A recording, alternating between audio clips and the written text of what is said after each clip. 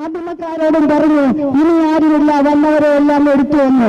പക്ഷേ അത് ആ ചാണ്ടിയുമ്മനോട് ബിന്ദുവിന്റെ മകൾ പറയുന്നുണ്ട്, എന്റെ അമ്മയെ കാണാൻ കഴിയും, എന്റെ അമ്മയെ കണ്ടില്ല, അമ്മ സുഖിനിൽ പോയതാണ്, എന്റെ അമ്മയെ കണ്ടില്ല എന്ന് പറയുമ്പോൾ അവിടെ വന്ന മാധ്യമക്കാരോടാണെങ്കിലും മറ്റു സന്നദ്ധ പ്രവർത്തകരോടാണെങ്കിൽ പോലും ഈ സുഖിനിൽ പോയിട്ട് ഈ മണ്ണ് നീക്കം ചെയ്യാനുള്ളതായ സംവിധാനം ചെയ്യാതെ അവരെ മാധ്യമങ്ങൾക്ക് മുന്നിൽ റിപ്പോർട്ട് കൊടുത്തു. ആരും ഇനിയില്ല എന്ന്. ഡോക്ടർമാരും നമുക്കറിയാം, ഡോക്ടർമാരും നഴ്സുമാരും മറ്റുള്ളവരും ഒക്കെ ഉണ്ടെങ്കിൽ പോലും ഒരു സംഭവം നടക്കുമ്പോൾ ആ സംഭവ സ്ഥലത്ത് ചിലപ്പം അവർ വിവിധ മേഖലയിൽ രോഗികളെ പരിശോധിക്കുകയും അല്ലെങ്കിൽ അവർക്ക് വേണ്ടുന്ന സൗകര്യങ്ങൾ ചെയ്തു കൊടുക്കുവാൻ വേണ്ടി പോയ സമയത്താണ് ഈ സംഭവം ഉണ്ടായത്. എന്തായാലും ഞങ്ങൾ പറഞ്ഞല്ലോ, ദുർഭാഗ്യകരമായ സംഭവമാണ്. ആ ബിന്ദുവിന്റെ മരണത്തിൽ കേരളത്തിലെ മുഴുവൻ ജനങ്ങളും ദുഃഖിക്കുന്നുണ്ട്. ആ ദുഃഖത്തിൽ എല്ലാവരും പങ്കുചേരുന്നുണ്ട്. പക്ഷെങ്കിൽ ഒരു സംഭവം ഉണ്ടായി, മരിച്ചുപോയി. ആ മരിച്ചതിന്റെ പേരിൽ ആ മൃതശരീരം എടുത്തുകൊണ്ട്, ആ മൃതശരീരം പൊക്കിപ്പിടിച്ചുകൊണ്ട് ഇത് ഞങ്ങൾക്ക് കിട്ടിയ അവസരമാണ്, അത് മുതലാക്കാൻ വേണ്ടി നടക്കുന്ന നാണംകെട്ട കോൺഗ്രസുകാരെ, ഇതല്ല അന്തസ്സായ രാഷ്ട്രീയ പ്രവർത്തനം. നിങ്ങളെപ്പോഴെന്താ ചെയ്യേണ്ടത്?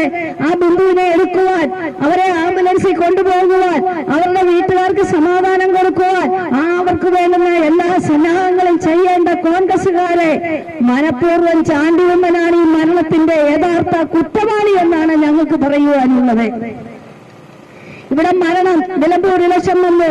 ആ സമയത്താണ് മലബാർ മേഖലയിൽ കാട്ടാന ഇറങ്ങി ഒരാളിനെ കൊലപ്പെടുത്തി ചവിട്ടിക്കൊന്നത്.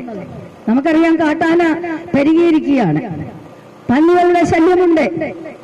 കരടിയും പുലിയും കടുവയും എല്ലാം നാട്ടിലിറങ്ങി വനപ്രദേശത്തിനോട് അടുത്ത് താമസിക്കുന്ന വീടുകളിലൊക്കെ കയറി അവരുടെ മൃഗങ്ങളെയും മനുഷ്യരെയൊക്കെ കൊല്ലുന്നുണ്ട്. ഇതാരുടെ കുറ്റമാണ്? കേരളത്തിലെ ഇടതുപക്ഷ ജനാധിപത്യ മുന്നണി പിണറായി സർക്കാരിന്റെ കുറ്റമാണോ? എന്തെങ്കിലും ഒരു സംഭവം ഉണ്ടായാൽ ഉടനെ പറയും പിണറായി രാജിവെക്കെ. പിണറായി ഉടനെ രാജിവെച്ചേ മതിയാവുകയുള്ളൂ. ഞങ്ങൾ ചോദിക്കട്ടെ, ഈയിടെ ഒരു വിമാന അപകടത്തിൽ എത്ര പേരാ? 265 പേര് മരിച്ചില്ലേ? നമുക്ക് ദുഃഖമുണ്ട്. നമ്മുടെ ജില്ലയിലെ ഒരു സിസ്റ്റർ മരിച്ചു. നമ്മളെല്ലാവരും അവിടെ പോയി. നമുക്ക് ദുഃഖമുണ്ട്. അത് പിണറായിയുടെ കുറ്റമാണോ? പിണറായിയുടെ കുറ്റമാണോ പ്ലെയിൻ അപകടത്തിൽ 265 പേര് മരിച്ചത്? IPL മേളയിലെ കർണാടകത്തിൽ ആരാണ് മാങ്കൂട്ടം ഭരിക്കുന്നത്? കോൺഗ്രസുകാരാണ് ഭരിക്കുന്നത്. കർണാടക മുഖ്യമന്ത്രി. അവിടെ IPL മേളയിൽ 11 പേരാണ് കൊലയപ്പെട്ടത് തിക്കിലും തിരക്കിലും. UP-യിലെ കുംഭമേളയിൽ എത്ര പേർ മരിച്ചു? അന്നൊന്നുമില്ലാത്ത ഈ സഹതാപം ഇപ്പോൾ കോൺഗ്രസിനുണ്ടായിരിക്കുന്നു, BJPക്കും ഉണ്ടായിരിക്കുന്നു. എന്തിനാണ് ഈ സഹതാപം? നിങ്ങൾക്കുണ്ടാവും. ഒരു കോൺഗ്രസുകാരൻ പറഞ്ഞതാ, എന്റെ സഹതാപ കേന്ദ്രത്തിലും ഞങ്ങൾക്കൊന്നുമില്ല, കേരളത്തിലും ഞങ്ങൾക്ക് ഭരണമില്ല, ഞങ്ങൾ ഇങ്ങനെ അങ്ങ് അനാഥപ്രേതത്തെ പോലെ നടക്കുകയാണ്. അപ്പോൾ ഭരണം അധികാരമില്ലെങ്കിൽ ഒരു നിമിഷം പോലും കോൺഗ്രസുകാർക്ക് നിലനിൽക്കാൻ കഴിയത്തില്ല. 9 വർഷമായിട്ട് കോൺഗ്രസുകാരൻ കൈകാലിയിരുന്നതായ പത്തനംതിട്ട ആറന്മുള നിയോജക മണ്ഡലം വീണ ജോർജ് ആ മണ്ഡലത്തിൽ സ്ഥിരമായി ജയിക്കുകയും രണ്ടാം തവണ കേരളത്തിന്റെ ആരോഗ്യമന്ത്രിയായിട്ട് കേരളത്തിൽ ഇടതുപക്ഷ ജനാധിപത്യ മുന്നണി ഗവൺമെന്റ് തീരുമാനിച്ചു.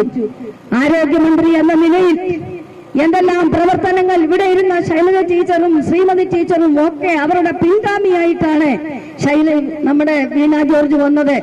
പത്തനംതിട്ട ജില്ലയിൽ മാധ്യമക്കാർ കേൾക്കണം, 971 കോടി രൂപയാണ് പത്തനംതിട്ട നിയോജക മണ്ഡലത്തിലേക്ക്, ആശുപത്രികളിലേക്ക് പുതിയ കെട്ടിടങ്ങളും ആശുപത്രിയിൽ ആവശ്യമായ ഉപകരണങ്ങളും മറ്റും വാങ്ങുന്നതിന് വേണ്ടി 971 കോടി രൂപയാണ് വീണ ജോർജ് ഈ സമയം വരെയും ചിലവഴിച്ചിരിക്കുന്നത്. പത്തനംതിട്ട ജനറൽ ആശുപത്രി പുതിയ കെട്ടിടം പണി ആരംഭിച്ചിരിക്കുന്നു. ആ പുതിയ കെട്ടിടം പണിയുമ്പോൾ അവിടെ ഓപ്പറേഷനും മറ്റും കഴിഞ്ഞിരുന്ന രോഗികളെ കോന്നി മെഡിക്കൽ കോളേജിലേക്ക് കൊണ്ടുപോകുവാൻ തീരുമാനിച്ചപ്പോൾ അവിടെ യൂത്ത് കോൺഗ്രസുകാർ വടക്കിന് വരുന്നിരിക്കുന്നു. എന്തിനാ ഇവിടെയുള്ള അവരും ഇവിടെ കിടന്ന് മരിക്കണോ?